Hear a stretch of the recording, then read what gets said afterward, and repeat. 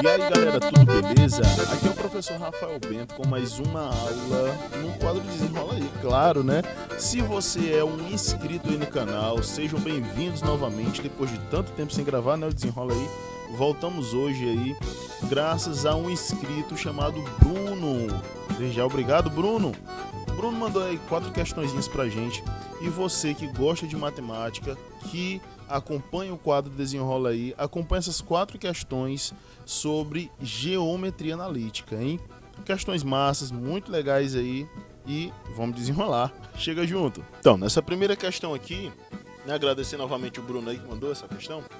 Ela diz o seguinte: determine um ângulo formado pelas duas retas RS que satisfazem as condições abaixo. Lembrando que para que exista uma reta, tem que ter pelo menos 2 pontos, tá certo? Que aí, tanto no item A como no item B, né, a gente tem essa condição, né? 2 pontos para que seja formado tanto a reta S quanto a reta R.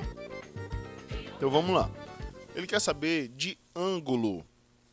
Mas para você que não sabe o que é ângulo, explica aqui rapidinho o que é que vem a ser o ângulo de uma reta. Então, o que seria a inclinação da reta? A inclinação da reta não é nada mais, nada menos que a inclinação dela com relação ao eixo horizontal, ou seja, o eixo X, tá certo? Então, essa inclinação ela é medida como? Assim como qualquer outra inclinação em um triângulo. Mas onde que aparece esse triângulo? Pois bem, a gente tem aqui os 2 pontos, justamente os 2 pontos que é necessário para que se tenha a reta, né? Então a gente tem aqui, ó, o formato do triângulo, e aí neste formato a gente tem aqui, ó, o espaço dado por y, ou a variação dos pontos y entre os 2 pontos, e aqui a mesma coisa, porém para os valores dados em x, tá certo? Num triângulo a gente teria essas duas medidas como sendo o quê? O cateto oposto e o cateto adjacente. Pois bem, a medida dessa inclinação ela vai ter como sendo, ó, a tangente do ângulo, onde a tangente desse ângulo é justamente o quê?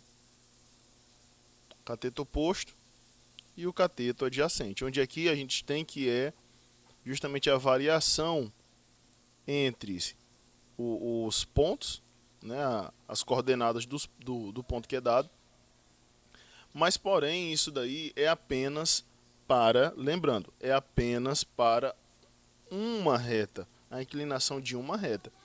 E essa tangente aqui, a gente vai já lá ver lá na frente, que ela também pode ser chamada de coeficiente angular, que é o m. A gente também vai trabalhar com isso aqui. Mas lembrando, vamos ser bem claros. Eu posso fazer dessa forma, dá certo, tudo beleza, mas eu também posso observar ela através da equação da reta, beleza? Você faz a equação da reta e acha o coeficiente angular. Onde é que eu posso achar o coeficiente angular? Pois bem, você tem que deixar a reta na forma reduzida, onde você tem aqui, ó, uma reta na forma reduzida, né, equação da reta, e este m é justamente este valor que está aqui, ó. Tá certo? É o coeficiente que acompanha o x lá na nossa equação. Beleza? Pois bem, vamos lá calcular da maneira mais simples. Belezinha? A gente não vai utilizar a equação da reta, sabendo que a gente poderia utilizar, mas a gente não vai utilizar. Vamos fazer o seguinte.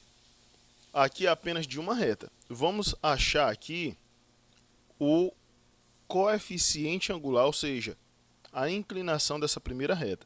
Vamos lá. Para o item A, a equação da reta R, ou seja, a tangente do ângulo de R, ou, né, vamos chamar aqui de MR, né, o coeficiente angular de R, ele é o quê? É a diferença dos pontos em Y dividido pela diferença entre as coordenadas em X.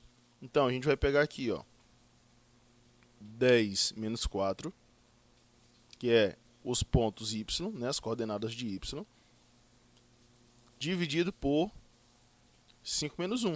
Ou seja, o coeficiente angular dessa reta é 6 sobre 4. E aí a gente pode simplificar, né? A gente vai ter o quê? 3 sobre 2. Show. Isso aí de R. Agora vamos para S.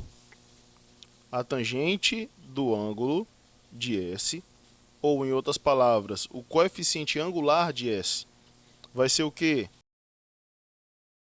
E aí, finalizando, a gente vai ter o quê? Que este coeficiente angular ele vai ser ó, menos 3, né? Aqui em cima menos 3 sobre 2.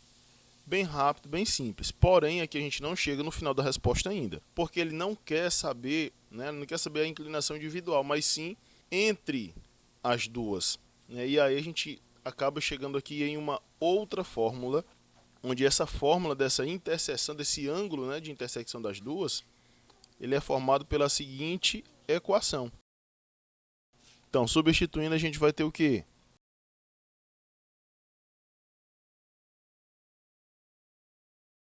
Desenvolvendo, a gente vai ter o quê aqui? Ó. Pronto, chegamos ao fim. Ou seja, a gente vai ter aí menos 12 quintos. Como ele está em módulo, eu posso dizer o quê? Que esta inclinação, 12 quintos, né? Já que está em módulo, né? A gente sabe disso. E está aqui. É a resposta? Não, aqui ele só dá apenas a inclinação, né? A tangente do ângulo. Ele quer saber qual é o ângulo em si.